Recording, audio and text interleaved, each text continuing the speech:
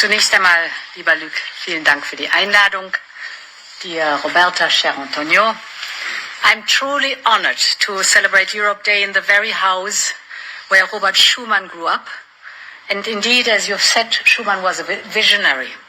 Just 5 years after a war that had torn a continent apart, he chose to write a story not of revenge or rivalry, but of peace and reconciliation.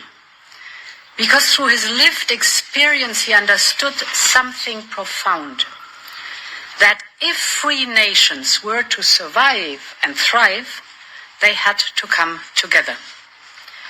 Schuman saw our unity as a way for Europe to stand strong in the Cold War world. Only together could Europeans remain the masters of their own destinies.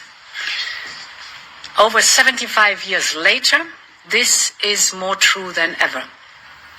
As we speak, tanks and missiles are parading on the Red Square. The contrast with this celebration could not be starker. Russia glorifies war. We remember the horrors of war and invest in resilience and democracy so it never comes back. And we celebrate the visionary leaders like Schuman who built peace between old enemies. Our union was born as a peace project, and that's what it continues to be now more than ever before.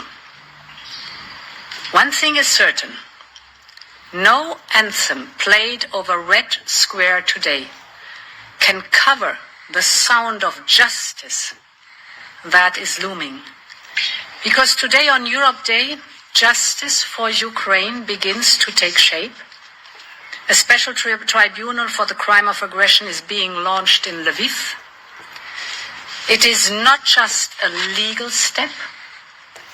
It is a powerful message to the world.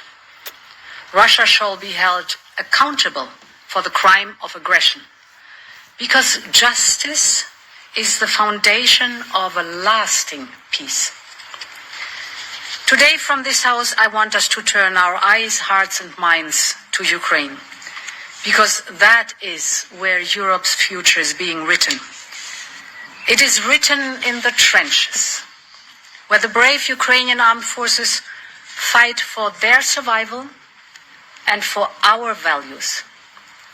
It is written in the Rada, where lawmakers are driving forward reforms to bring Ukraine inside the Union. And we will walk with them every step of the way to the place where they rightfully belong, inside our European family. And this is Schuman's greatest legacy: a stable, reliable and attractive union.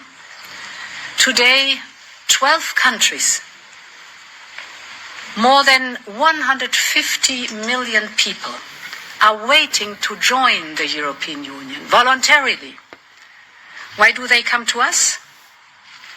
Not just for prosperity, but for peace. Not just for trade, but for trust, for shared values. Because Europe is more than a market. Europe is a promise. Europe is a place where people can live fully, love freely, and lead healthy, dignified lives. Europe is more than a union. It is our common home.